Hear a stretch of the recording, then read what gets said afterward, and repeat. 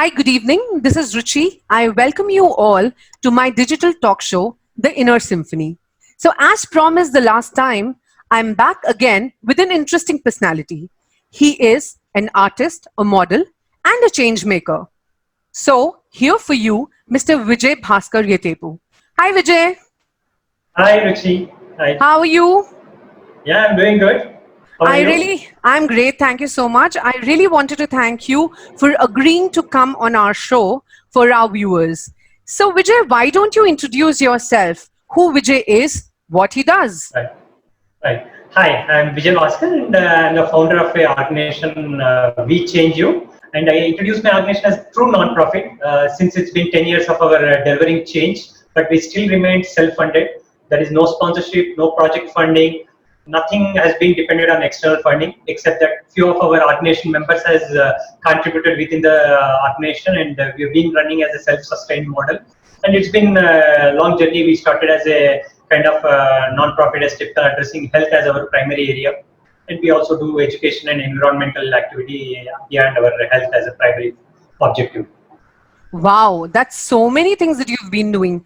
So, what is the name of your organization, Vijay? I'm curious to know. Yeah, yeah, it's We Change You. Okay. Could you elaborate more about it? Yeah, We Change You. We just wanted to bring change in the society, so I just thought I should have some change as resembling in the organization name. So that's how, at the end of the day, we are changing people. So I thought that's how we evolved as We Change You as the organization and single you. And if you see that We Change You in the logo, if you see the V, here we have the long character and here the short character, and here we represent as male and female with the shade representing as a kind of both we want to address both the like genders of the society, and you see they both are in the dark, both male and female. We want to have equal importance, and there is a good smile in between there after bringing a change. So that's how the entire We Change You, we want to bring that change and see that the progress, prosperity is there for everyone and equally, and that's how. And we say our main motto is bringing change as a like a viral kind of thing. We want to make change contagious process, and that's how the We Change You came into picture. So initially we addressed only addictions as a primary goal for first 2 years. But Okay. later on we found that there are plenty of other areas where people are losing good health. So we switched into third year onwards, we addressed non-communicable diseases and plenty of other areas where we address beyond addictions. Right. So, as you just shared us the logo, it is quite an interesting one. And I really appreciate that, it has both the shades of gender and it accepts that we are in dark and we have to move forward for a change. And you just mentioned that your headline is change is a contagious process. Am I correct? Yeah, it's let's make change contagious, right? All right. So we want everyone to be participating, like how we make things contagious to make it as more wider reach of the community. So we want, that's why we initially started as We Change, Let's Change. So we want to change ourselves first so that we can change the society as well. So at the same time, that's how we want to bring this change more contagious in the society to have a positive change among the community members. Absolutely. That's a brilliant thought. So I believe you work, as you have also mentioned, that you work on the addiction part, be it tobacco addiction, be it alcohol addiction. So Right. what is your target audience? Who is your target audience? So target audience for us, like when we started with the tobacco, and young generation is always our target because we want to see that the coming generations, the next generations should not be getting into addictions, and it's going to be a very difficult task for anyone to again have control measures and giving them rehabilitation and looking at as a control activity is more painful rather than protect them at early. So that's what we started with schools, colleges, and going into the educational institutes as our primary area, so that the young generation is our primary target. Though we support the already existing addicted people, we also do a lot of counseling to them, and we do a lot of awareness workshops to see that they also come out of these addictions at their earliest. But target is mainly primarily youth, so that the next generation is out of this kind of addictions anymore. All right. I think that's a Yeah. brilliant thought. I was actually about to ask why the youth. So you Yeah. yourself have answered that so that they should not get into addiction and rather work and empower their futures. All right. So Vijay, since you are, aiming to reach out to youth, and also providing, facilities and awareing the existing population. So what is that that you're doing to reach out to people, to your target audience particularly? See, right, we do a lot of workshops. That is our primary area, like where we do major of our campaigns into going into schools, colleges. We Mm-hmm. target 8th, 9th, 10th standard as a common area where we address awareness workshops. When we Mm-hmm. say schools, it is 8th, 9th, 10th standards. That is the age where we want to see that these young people are aware of the things what when they step out of their adolescence and not getting hooked into these addictions, or even when that is one area. And second thing is getting into colleges. We also see that already the students who are already got into this lifestyle of early adopting this kind of influencing from the youth, and there's a peer attractions, and that's where we go to colleges, where we also conduct a lot of workshops in the colleges. And parallelly we go to the college festivals, primarily when there is a youth festivals happening in the colleges, or maybe any symposiums, or their college festivals, or any such kind of things. We also run 3 days campaigns there, conducting our workshops, having our non-profit stall there, so that they can come and be a volunteer to us, so that they can also be part of this change. So because when we script that, like when the young people are coming forward doing these kind of activities, they will also become as well as change makers, and also help us to understand the kind of not to get into these kind of addictions anymore. So they becomes another change maker, so that in their college they can also make the other peers getting into this kind of understanding the awareness and all. Then we go to companies. We know that a lot of employees who has financial freedom, they have everything on their own control. Like they won't listen to their parents, they won't listen to their family members when they're addicted to tobacco, alcohol, or any sort of addictions. So that's where we go to companies. We also do a lot of workshops through either mode of CSR mode, or it could be even a typical free workshops we conduct in a lot of industries, factories. So that's how our major area of addressing is workshops. Okay, that's brilliant. I think you're doing some brilliant work. But what I wanted to understand is, since you're already engaged for quite some time with the audience, so what is the main factor do you that you think plays, that they get into addiction? What is that's attracting them? See, two things. When they start early, even like whether it may they start at the age of 16 or 14, or maybe some people start at 20, 25. So the main area of attraction is it's been existing for more than 50 years or maybe a century. We've been hearing that the tobacco and alcohol exists more than close to century. That is 100 years it exists as a substance which is normally available in any part of the country. So there is no restrictions in terms of saying that it's a kind of like not illegal drug, like how we have narcotics and heroin, cocaine, which is illegally declared and there is not available anywhere, right?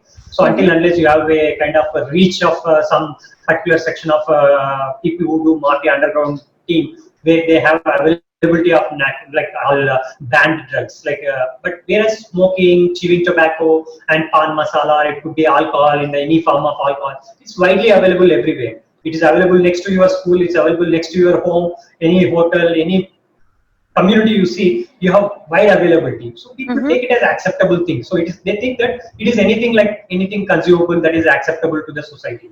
So there is wide reach of availability. There is no restrictions of sale. There is law enforcements. Enforcements are weak, so that the law is there, but even a kid can go and access a smoking, and they can get a cigarettes from any shop wala. No vendor will say no to any particular kid. Even if a kid is 8 years old, he will say that it's for my father, it could be for my grandfather, it could be my uncle. They give him the access to the cigarette, BD, or gutta. So there is no such kind of restrictions that this is availability is there and affordability is there. So obviously the people are getting hooked to that as an experimental mode, or maybe they see the peers getting in the movies, in the web series, or everywhere you see that visuals are very much appealing, style statement.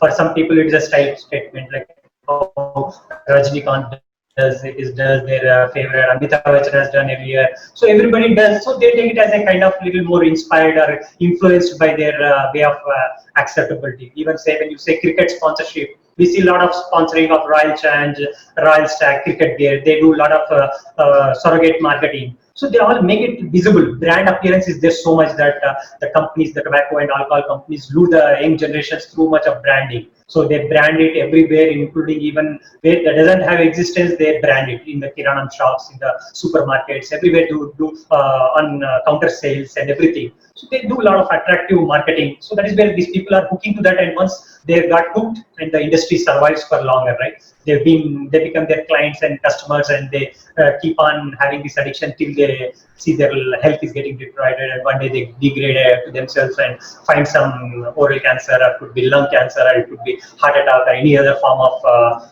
disease burden. Then they'll realize that they have no stepping back at that stage. Right. As perfectly mentioned by you that there is a nexus behind, but even behind that nexus, there is a psychology that attracts these youth, or probably whosoever go for an addiction. That is something that is catchy, something that makes an impact, so that they also want to do that.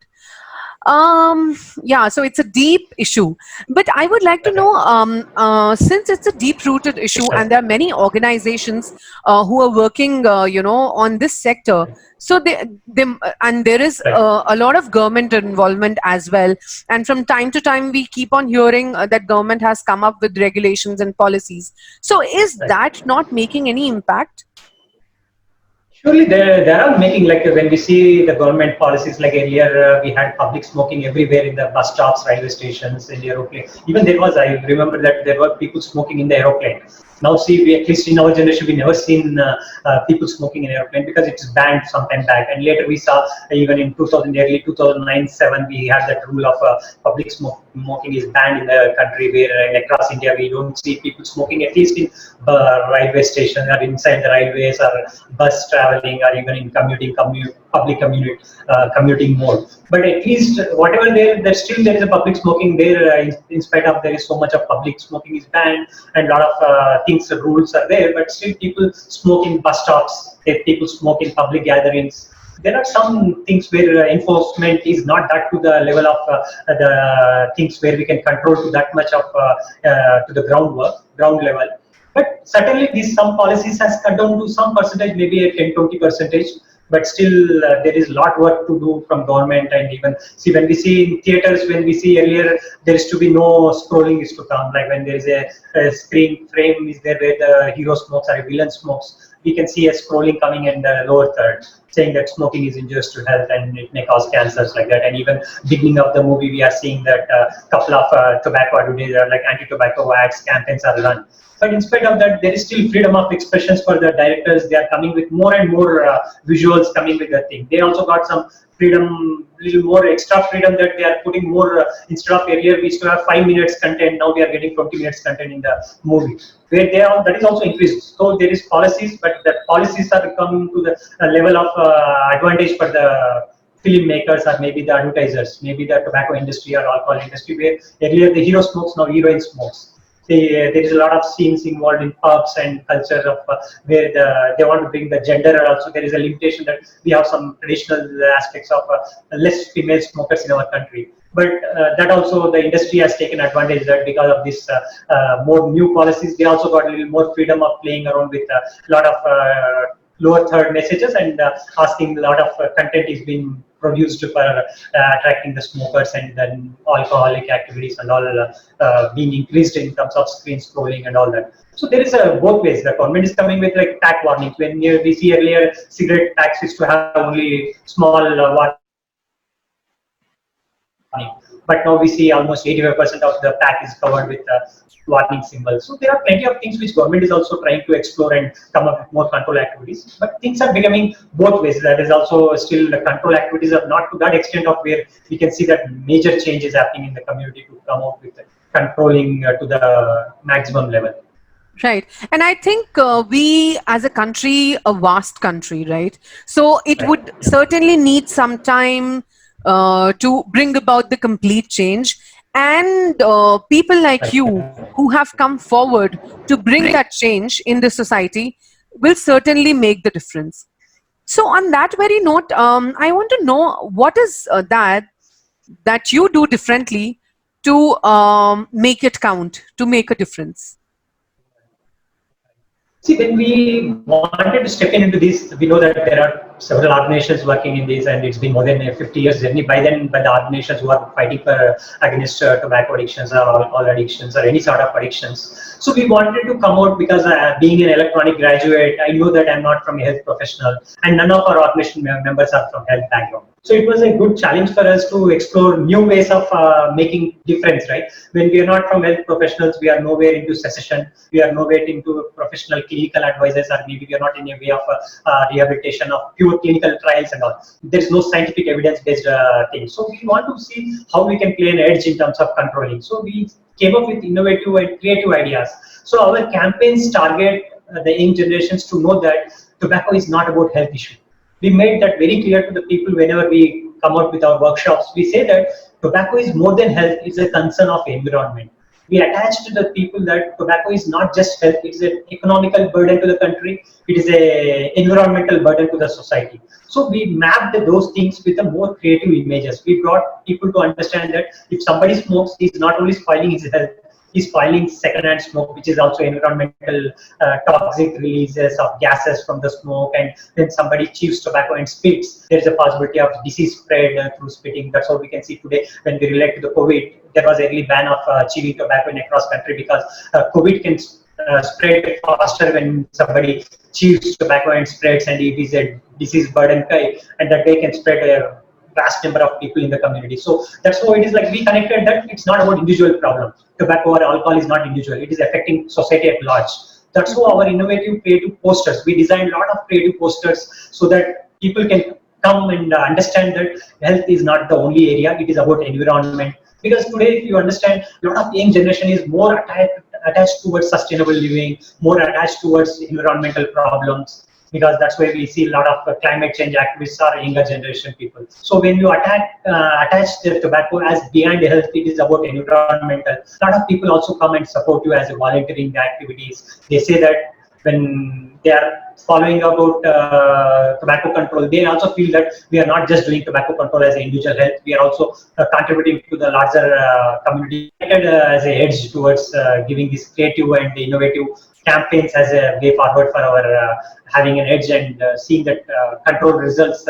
When we do these campaigns, workshops, we saw a lot of positive results because the youth who are like also addicted, they came out of that addiction and they became our volunteers. That was the biggest advantage for us to become bringing this, driving the change, and they becoming change agents. That is a great thing for us as an achievement. Right.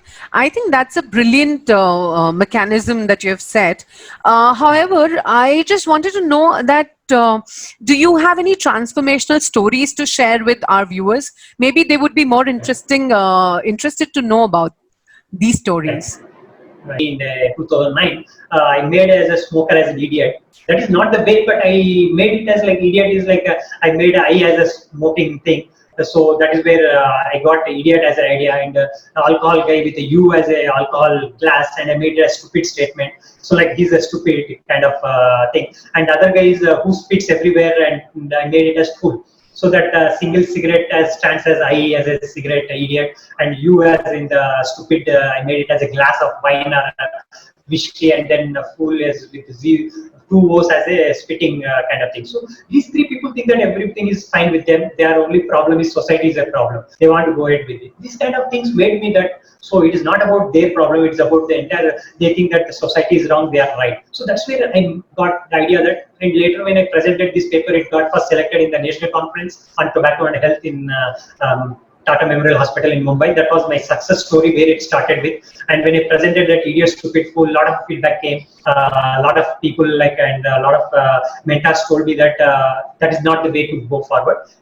Idea is good to map these people, but when you are saying a person idiot, he will never come back to you for your understanding of way of changing. So you try to, that was one of idea which we throw to the society, but we later came up with 100 such ideas where it helped us in terms of people to come out of that. When we made that tobacco-free homes as a campaign, we made everybody educated in the home that your husband smokes, then you make sure that he's not smoking in the toilets, he's not smoking in his balconies or anywhere in the house. So that way a lot of people thought that it's not about me, my family also has to take that hit, because when they smoke in toilet, somebody else use that toilet. So that kind of things helped us to make people to early come out of that addiction. So for us, it worked out well. So we tried with the existing people to come out of that. Then we switched into the new generation, where the new generation, when we talked about these environmental factors, economical burden to the country, everybody thought that government is making huge profits out of tobacco or alcohol in the form of taxes.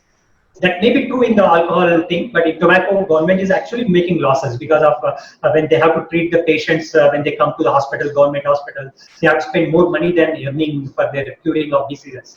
When they come with huge disease burdens like oral cancers or lung cancers or any sort of cardiovascular diseases, or it could be any other form of high burden chronic diseases, the government has to treat them at free because of they might be having a lot of facilities below poverty line people, or maybe a large section of our country is having low middle income group or maybe below poverty line. So those people are again becoming a burden to the economy for the country in terms of treating those diseases. So that's how we made that thing, that to understand that it's economic problem, environmental problem, and health problem, not individual concern anymore. So whole things helped us to bring a lot of people out of these addictions, and early generations to come completely clean, not to have any influence of this tobacco anymore.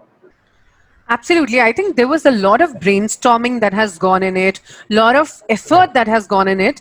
And although the situation is still difficult, but you are making consistent efforts. So, in short, I would like to know for our viewers, what would be 3 steps to the behavior change when somebody is trying to address any addiction, be it tobacco, be it alcohol, or anything? Right. Yeah, Ruchi, one thing I want to add is when we say addictions, as I said, first 2 years we exclusively worked on tobacco, alcohol. From third year, we found that there are new age addictions. Just I want to talk before giving the 3 steps of how behavioral changes can be done. So addictions, when I say, there is today we have a bigger challenge than tobacco, alcohol. So tobacco, alcohol, pre-existing from long, we say almost centuries, this is existing, right? We know the companies like in US or in India, we have tobacco companies, has been having a journey of more than 110 years. And they talk about sustainability and they exist in the market. So before this, we have another challenge coming is new age addictions. When I say new age addictions, for me, beyond tobacco, there is a bigger worry for us is mobile addiction. So the mobile addiction is going to be a bigger threat than tobacco for me. That's where we started from third year, that from 2012, when we got into our new age addictions, we started addressing mobile addiction is worse than tobacco, because the amount of damage the mobile addiction is going to be a new challenge, which we thought in 2012 itself. And when you remember, World Health Organization also classified first electronic device like mobile devices as carcinogenic, possible carcinogenic. Electromagnetic fields are radiation. But there was not much focus on that because the telecommunication was just evolving as a market, and then we saw that now smartphones are there everywhere in almost 60% of the countries having smartphones now today. So there is mobile in every almost 90% or even more than population, we have mobile connections in India, being dual SIMs and all that. We have more than Indian population, we have mobile connections in India today as a subscribers. So that is the challenge, that a lot of people, young generations are addicted as early as even 5 years, 6 years old kid is also addicted to mobile, being because the parents are also becoming unaware of that amount of damage what mobile is doing. That is another area. And second, new age addictions, we call it as like sugar addiction. We don't take sugar is anymore like a common thing. Sugar is as good as for us is like heroin or cocaine. It is no less than that. Only thing is it has become legal in India, but or any other part of the country. But sugar addiction is also equally damaging in public health, because it is doing more damage slowly, because that's where we see whatever the non-communicable diseases. Majority of contributor is sugar. Your entire type 1, type 2 diabetic, it could be a heart cardiovascular disease, or your any other form of problems to your bone marrows and all, like in terms of your lot of for aging, when your population is aging, lot of chronic diseases are playing role. That is all cause of sugar. In the form of chocolates, it could be in the form of ice creams, pastries, or it could be any form wherever sugar, processed sugar is playing role. That is also equally making people to get addicted to that substance, and it is equally detraying public health. So that's where we also include sugar and mobile addiction as a new age addictions for that, so that the next session is coming out. And we give alternate solutions is try to provide a speakerphone whenever you are maximum hooking to your mobile talk. You try to be more on speakerphone and try to avoid maximum voice calls. It is emergency purpose. The mobile is invented, so use it for less talk time and keep it out of your bedrooms when you are sleeping. Don't sleep next to that. Like that, we gave a couple of instructions which are standard instructions where scientifically proven, and a lot of community has already worked on that in terms of how mobile is harming public health, and a lot of sleep anxieties and a lot of depressions it's causing. So that's where and also we give alternate to sugar as a jaggery as one option, where you can consume jaggery as a less processed substance and you can still get the same sweetness, and you can get a lot more advantages in jaggery, getting more nutrients to your body as well, rather than deficiencies in. And coming to what you asked in terms of three major things in terms of behavioral changes, I'll quote one example when we worked on longevity of life. So when I said in evaluating our activities and we keep on stepping our milestones ahead, when we started working on longevity of life, we got to understand that we need to make people live longer, right? As long as people have a mental block, that a lot of people, when I questioned about why you want smoking, why you are consuming a lot of alcohol and all, they only give one example is, even if you consume or not consume, your life is only 60-65 years as per the Indian life expectancy calculated. So in this country, whether with the current pollution levels, with the kind of the toxics in food and all lot of environmental factors, people have an excuse saying that whatever you do, you are going to live for 60-65 as the average, and maximum if you have a lot of living up to 70s or 80s. But by then, disease burden, population, nobody is going to take care of me. So there is no point of quitting my substance addiction, or it could be any form of addiction. So they say that that is an excuse. So we want to break that myth. They want to have that mental block, so they don't want to come out of these addictions. So we want to increase that tap. Like how we have our own neighboring countries, like Singapore has 80 plus as a life expectancy. In Japan, we have 90. Right? Our own Asian countries has 90, China has more than 78. So why is India, we have only still stuck at 60-65 as a life expectancy? So that is one area where we wanted to address. So we wanted to see how we can bring longevity as a way of life, so that everybody can live 80s, 90s, so that they don't see that the early addictions like tobacco and alcohol, the first 20-40 years of their addiction, they may have another extended life of maybe 5 years. But when you are not having these addictions in place in your body, you have a lifespan of another 30 years to enjoy rather than 5 years to give away. So we wanted to see that their possibility of living longer is more when you are having healthy practices in your thing. Okay, you cannot control some environmental factors like pollution, which is not in your own control, but you can be a contributor of not smoking, not doing any wrong things, of not polluting the environment in terms of having too much luxury, of having multiple air conditioners, multiple four-wheelers and all. So you also can reduce some carbon footprints, but at the same time, you try to see that you are not having anything harm of public exposure of smoking in public, and you are releasing gases. So that way you can become one part of that. So that is one area where we try to see that they can able to become little bit advantage of behavior changes can be modified in that level. And second area where we bring them, another area is when you are around 70s, 60s, that is the age where you have most of the time to enjoy for yourself, right? So all these 60 years you will be struggling for settling in your education, then becoming your settlement in jobs, and then getting on to your family life, and then bringing up your children's marriages and all that. By that time you are in settling, you have the time to enjoy for next 30-40 years of your productive life starts there.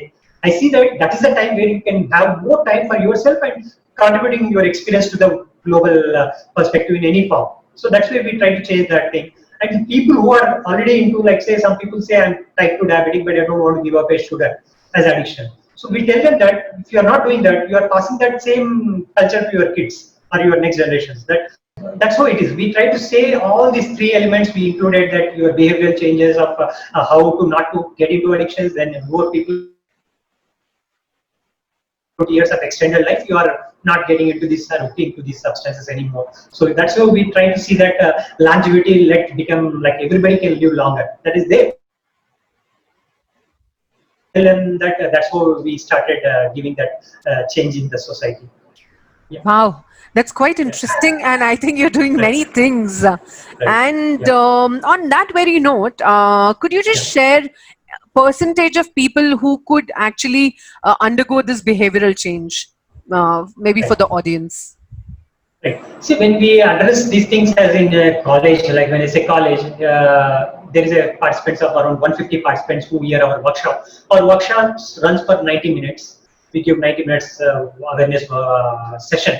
So in that session, we go through with all that entire life cycle of how this industry survives, and then how you should be aware of this, and you can become a change maker. So we give that all perspective. We see that at least 10 to 12% people will change there itself.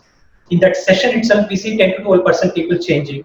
and that itself for us is good enough. We don't target that all 150 audience are all becoming change makers, and we know that not all 150 are addicted, or not all 150 has the some substance addiction, but we know that at least out of that 30-40% people are addicted, and in that we see that 10 to 12% people come out as a addiction. They say that we don't understand all that things, we only know that it is cool substance, so we became addicted. But that's what we see, the 10 to 12% in the college level, when the youth, when we address the things, the 10 to 12% Right. change comes with the audience of maybe 150 audience, and we know that at least 30 to 40 people might be hooking in that. If you calculate that way of ratio, it could be maybe more than 50% of change of bringing them out of this thing. But we calculate it as 12% of our standard, because we consider that 100 people are already addicted. We don't know how, because we are not allowed to do survey in the colleges. Right, absolutely. So, is there any mechanism in your organization wherein you go back and check that they stick to the change that they have promised to make? Is there any Right. mechanism in place? Yeah, there is. When I said in schools, we don't, colleges, we don't get multiple sessions again, getting into the same batch, right? When we do for first year engineering, we may not be getting the again second opportunity for them to address the same batch of team for the next time. But whereas in companies, employees are the same. As maybe at least 5 to 10% in resignation, or maybe in some way they might have been quitting in terms of changing their job role, but maximum employees stick to it. So when we did this mechanism to see how much it is efficiently working, when we did in factories and corporate companies, we found that the employees who got awareness workshops, and they become like, at least when I say number wise, if I say we had 200 people who got addicted in one company, and we did exclusive workshop for only the target audience. We did the 200 members who got addicted for chewing tobacco, cigarette, BD, Mawa, Kaini, all forms of tobacco addictions, and including alcohol addictions. So we made special session only for those target audience. We gave something, mechanism is, our mechanism is, we gave them a lot of benefits in the form of special insurance for them if they are quitting. If they are quitting, special insurance. As a company insurance is already there, we gave them special insurance in the form of, if you are quitting and you are getting some more additional support of needed financial support for you or your family, we are going to do some X amount for you as additional loyalty for the company, for you becoming a well-being employee. And second thing is, we gave a lot of gifts for them. So we gave them apparels, we gave them a lot of utensils as a gift, so that your family also understand that you got this gift because you are quitting out of tobacco. Because when they take a pressure cooker to their home, the wife asks, how you got this pressure cooker? He says that I quit chewing tobacco, so I got this pressure cooker. So that the pressure will be there when his wife says that you are again addicted to this. There is no means of having this gift. So like that, in a company also, HR and CSR team and health people who are like a health department in the company, they also do a lot of counseling to them in terms of not getting back into their addiction anymore. So that way that things worked out, like, because these employers also gave them very good opportunities. Like, if you are not looking to this tobacco addiction anymore, you will be given additional incentive during your appraisal period. So being a kind of a tobacco terminator, you can call it as a addictive, like a de-addictive employee. So you also get a lot of, he's a tobacco warrior of the month, and like that. They used to put a posters in cafeterias and all that. So that helped these employees to become a little more loyal to the company, and company is more bothered about their health. That's where they also understood. So company is not doing for the productivity advantage. That is, LEO is going to increase productivity. When employees' health is good, his productivity is also increasing. So employer has always benefit, but he's doing this activity for the benefit of individual health of the employee. So the employee is also both the ways, it's helping both, as employer and employee both are getting benefited. So these things worked out very well. So this continuity is happening every year and a year. Like, we got 3 years to follow with this. Only we had 3% people out of the 200 people could able to go back to their addictions again. Only 3% people. Out of 200, we had only 3% people getting back to addictions. That is our good success, and that's why this company calls us to conduct workshops every year. If new batches is starting, and these new batches again coming from different parts of the country. Yeah, I think that's a lovely approach to go about, and I think it's a Right. completely organic approach. So, do you have any professional team attached to you who is working with you on this mission? Yeah, when it's professional team, as I said, there's no health professionals. Any one member is also not a health professional, but we took health as our primary charge, as a primary objective, and that we are addressing as overall longevity beyond tobacco addiction, alcohol addiction. We evolved as a overall public health kind of solutions we want, and more of them are, as you said, organic way of living a healthy lifestyle. So when I say professionals, we have professionals in terms of designing creative campaigns. We have the people who are having more 20 years of creative industry experience. people when we give concept. When I say as a environmental concept, we come out with that. We have professional designers with us who work as a volunteer. As we said, we are self-sustained organization, no project funding, nothing. So it's been 10 years of our journey. We are self-sustaining. So we have a opportunity of making voluntary activities from these professionals, and they become more proud member of our organization because they are part of true non-profit and they are still bringing change in other way of supporting creative designing posters and all. So I come up with the idea, so they design me professionally a creative logos or a concept designs and all creative stuff. And we have a lot of artists who do a lot of creative stuffs to us. So these are all professionals who are there for in all other domains, though they are not from health professionals. So, but luckily we got a lot of good connectivity in the network of when we are dressed into like public health. We've been to conferences worldwide. We got several scholarship internationally, and our work is been accepted scientifically every part of the world. We've been 12 countries traveled with our work. So presenting our work in all forms. So even it could be a food addiction, like a lot of we talk about eat for health, we talk about walk for health, for physical activity. So overall, we have not many, but at least 4 to 5 professionals with us, not bigger team, but we have around close to 260 volunteers who have been there in our journey of these 10 years. These 260 volunteers are there part of somewhere in country and some are out of country. Then all these people are always helping us in terms of driving some campaigns in some part of the places where they exist. Right. So I think that's brilliant that although started with you, then handful people, so 4 to 5 people joined your team, and now it has outreached to 260 volunteers. Everybody's working on the ground to make a difference without any benefit out of it. That's commendable, Vijay. And on that very note, I would just like to ask, would you be open if after watching this, any of our viewers would want to be part of this journey and would want to play an active role? Right. Yeah, sure. Definitely, we welcome. Like we need more and more change makers, right? But that's how you can amplify the things and you can make the things much more reaching out to the larger section of the society. We always welcome if anyone has suggestions and want to come up and see. We have a framework of 12 modules. As I said, Quit for Health is one module where we address tobacco and alcohol, but we have Walk for Health, we have Nature for Health, we have Fun for Health, we have plenty of modules where anybody can play a role in terms of their own interest. It's not about they need to map their interest to our way of things. They can take any module, they can be part of that module, and we have Sleep for Health and we have Music for Health. Any part of interest, they can be contributing in terms of longevity of everybody's like being a healthy life, giving back to society in the form of healthy living as a way of life. So we welcome anyone and they can be part of our journey, and we are reachable digitally. We have around close to 200 websites to promote our causes. So we will be happy to be there. Anyone can join in our any campaign and they can be part of our success of this delivering change. That's great. And Vijay, I also want to know that since we are, living in the most negative situation around, when the entire world is undergoing pandemic, and the numbers are not very promising in terms of things getting better. In fact, every day it's going from bad to worse. So how your work has been impacted, and like what is the present situation?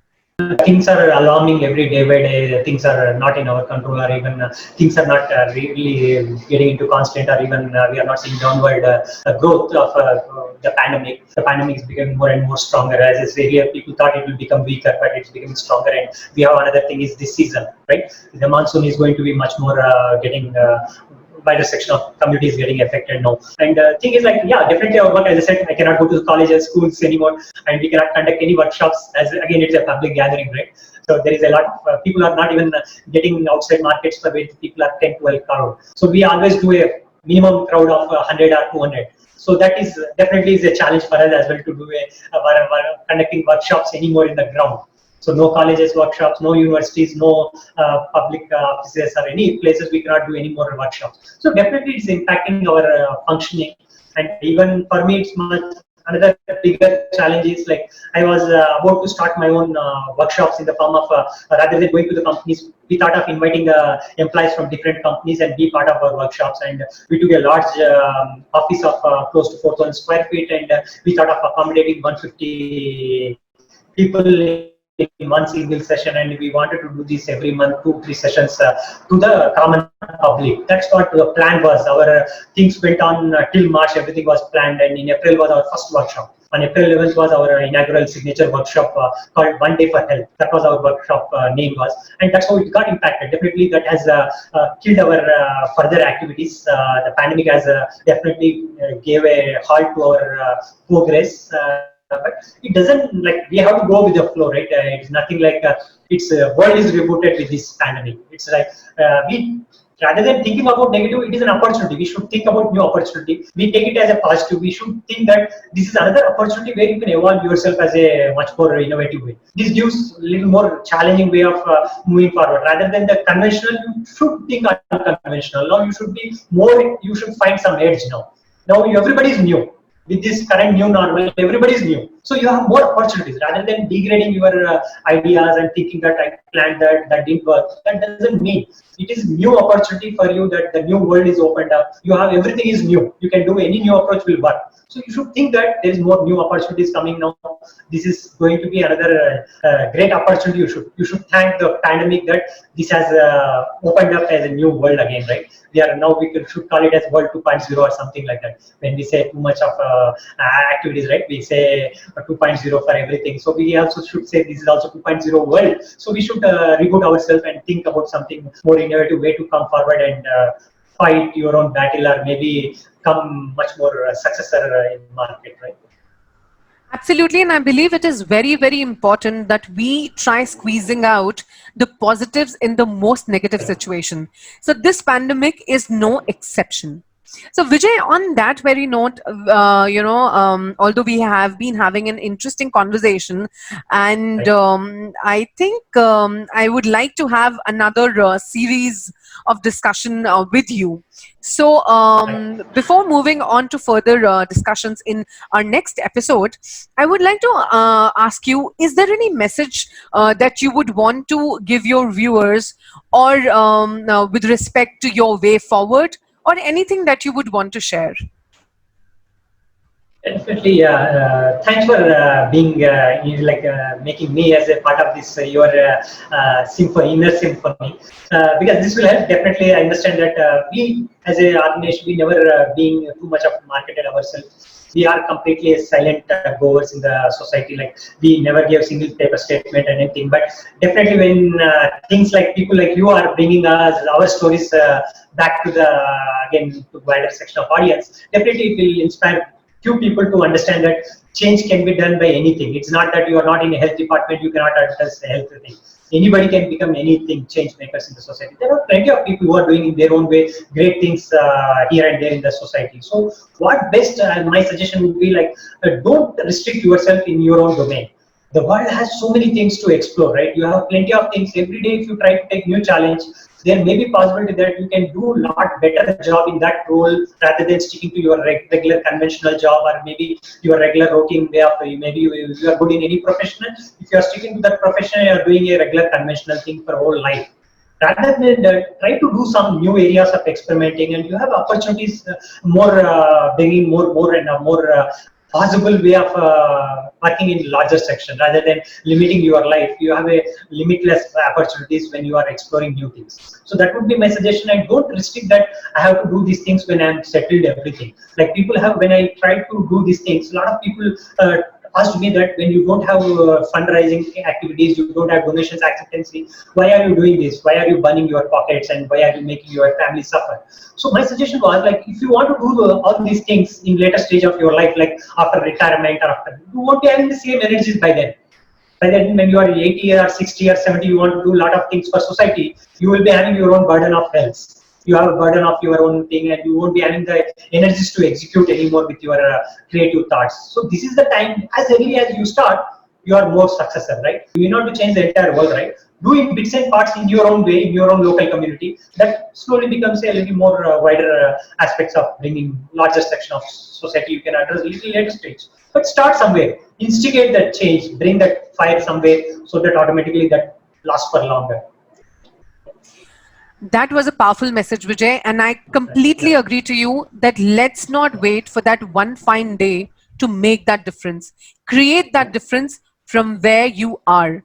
because our small, tiny steps can certainly lead to success. So that's how the journey started. It's not about directly activity of being a social worker or anything, but that's how I wanted to be a little different from my corporate job. So later I started parallelly. Yeah. Yeah, so I think So for you my sustainability, yeah.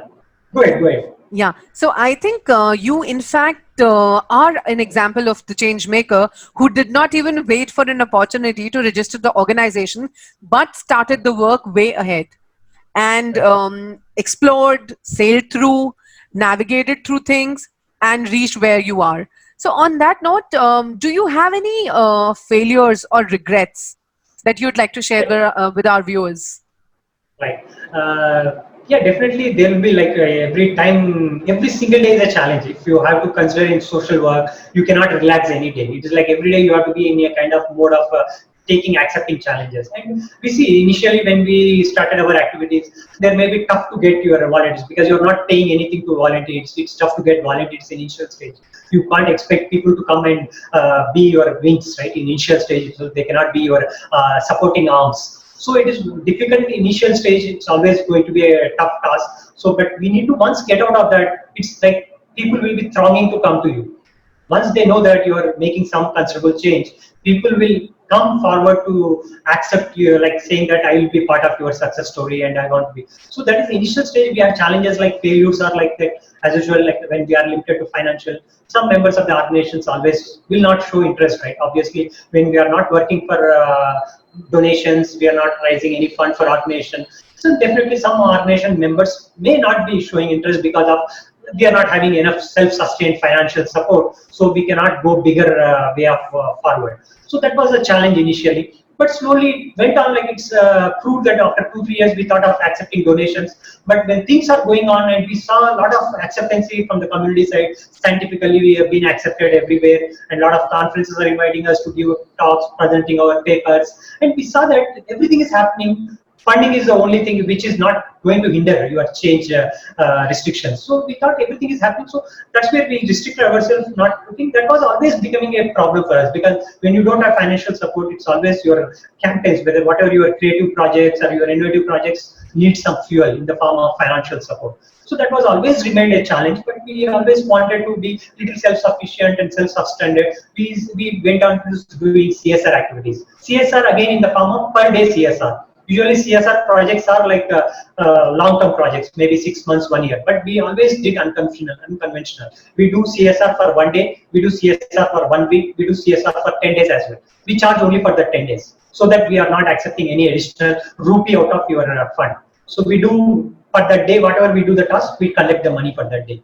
It could be 5,000, it could be 2,000 or 10,000. We don't accept lakhs of rupees or anything like additional administration cost, operation cost. We completely accept only for the day's work we pay, and we do that. So same thing, it worked. For us, CSR is nothing but corporate social responsibility is the tag which is available publicly. For us, it is citizen social responsibility. That's what our way of CSR. We say it is citizen social responsibility.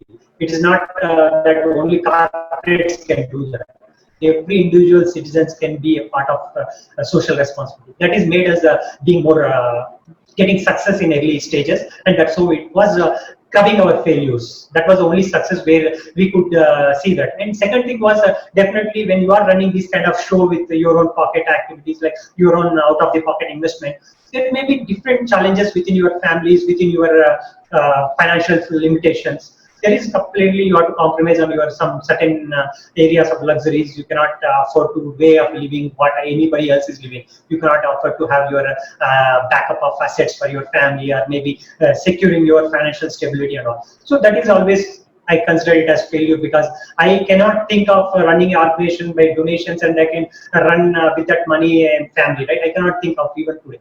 But only moving forward, yeah, definitely I cannot make my family suffer, and my organization cannot float without my happiness, right? So we are thinking in moving forward, possibly to suppress those upcoming failures, and as if the pandemic has taught us new lesson and new way of thinking. Or might be I'm planning to have crowdfunding to address those challenges. We still want to remain fund-free organization, means donations are still long way to us, but we want to see how our ideas can be crowdfunded. It's like in terms of branding our one of the framework of organization or one of the project of our organization want to be branded, and we want to pitch it as a social entrepreneurship. So we want to project it as a little more commercializing our projects, not our ideas and our ideologies, but bringing some commercial value to our projects, sustainability. So that's what we are exploring. Maybe those things we may try to see it as a crowdfunding. Absolutely. I think that's a brilliant strategy to work on and move forward, because times are changing with pandemic in place. There are many challenges that each one of us, has to go through on a daily basis. So all the very best to you with that. Vijay, I always try to involve a fun element in my show. Right. So on that note, I just want to know, what Vijay do for himself apart from being a change maker? What are your Right. hobbies and interests? See, two things, like one is on a personal, my own interest, like for me to getting into the self confidence, right? Anyone, when you have self confidence, you have a lot much of energies to put forward and present your way of things to the public. So for me, like always, I try to experiment with my own beards and my own hairstyles. I have another thing called Styles Forever, which is always for me. It's like I try to experiment with whatever way of possible that I can experiment with my own looks, my own things. Sometimes that helped me in terms of increasing my own self, boosting my confidence levels. When you are feeling low, your own way of funny elements, like your own mimics with your own way of creative looks, that helps you in terms of keeping yourself see, because when you are becoming older, now I am almost 44 now, so I want to always see that you, when you are aging every year and year, I want to become more younger and younger. So how to being younger is like you have to stay younger, and so that's why I add a lot of positivity with my own way of looking younger, so that I can always be a little more, and to add fun element into my thing, like see, I'm beard now. This is not a quarantine look. This is something like people think that if you are having long beard and you are doing something, oh, this guy is really a scientist. People think that when you are doing a larger, wider area of things, so he doesn't have time to even shave himself, and he's like a scientist. He's already having, so that's why he's writing a lot of scientific papers.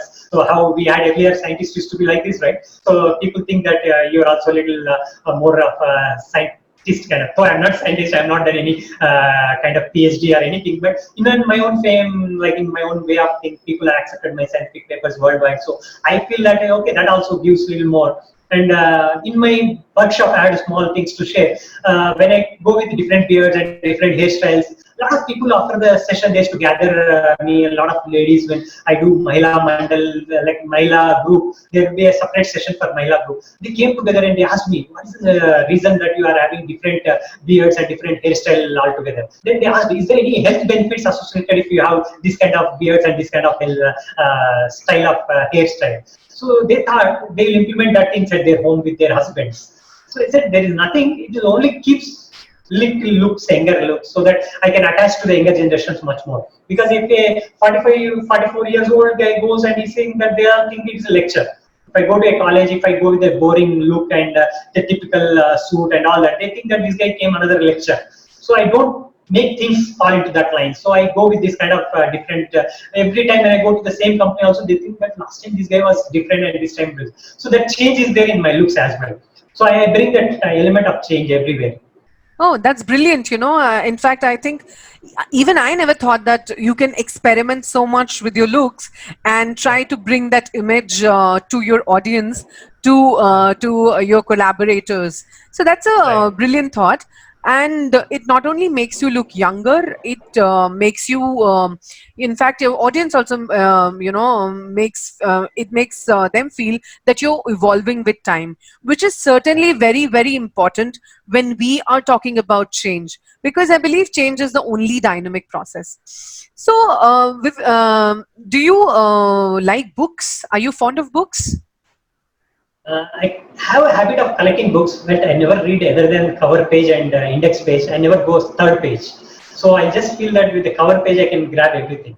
So with the cover and the index page and little bit preface and that whatever the summary of the book, that's so. But I never been like, I'm not in a good reader. Like I never had even any in my entire lifetime. I never read any book with even 20 pages of any book. So even if it is a magazine or anything, I only go through the little headlines and little bit of only the top first few highlighted headlines. That's it. I never have that habit of reading anything. But I learn things very quick. That's one my advantage is. I feel myself that anything you learn self, you have more confidence on yourself. If anything you are trying to learn on your own, you have more grip on subject. That's what I feel, and that was my strength. That's what I could able to understand things and able to take it forward in any manner. Whether any new project I start, I try to see first. I implement myself. I see that how much I can be expert in that. Then only I try to put it into the larger community. First 3 months to 6 months, I experiment with my own life, with my own way of seeing that how much it can acceptable to me, and then I can put it forward to the society. That's how I evolve myself as a learner. So it is reading is hardly to me anything like I don't know why it is never being part of my life. Still, maybe sometime later I may find some time to see if I can go through 50% or maybe completing one book throughout my life journey. I can maybe when I write my book, at least when I have to do proofreading of my own book, possibly that time I may complete my first book of reading whatever the truly throughout the book. That could be way forward when I want to write my own book, because I have a title in my mind, one or two titles I made for my book to when I want to read. That time at least I have to be a good reader. I have to promote my book that time, right? So possibly by then I may change myself in terms of being a good reader. Oh, so all the very best to you for that. I'm sure Right. for your own book, you should be able to Right. complete the full book as well as Right. inculcate the habit of reading. Amazing, Vijay. And in fact, the entire conversation that I've had with you, or we had before even this interview, had always been very, very encouraging. And it not only encourages an individual, to bring the change, before bringing that change, in fact, reflect within. And I'm really proud and honored that you really graced the moment and came on the Inner Symphony as a guest. Absolutely, Vijay. In fact, purpose of coming with a digital show at the most chronic time of pandemic called the Inner Right. Symphony is that I must reach out to people who are there working on grounds and making a difference. So guys, let's not limit ourselves. Let's really reach out far and wide. Sky is ours. And on that very beautiful note, thanking Vijay on being on my show and all of you for watching it. This is Ruchi signing off. Till the next time we meet. Thank you. Take care. Bye.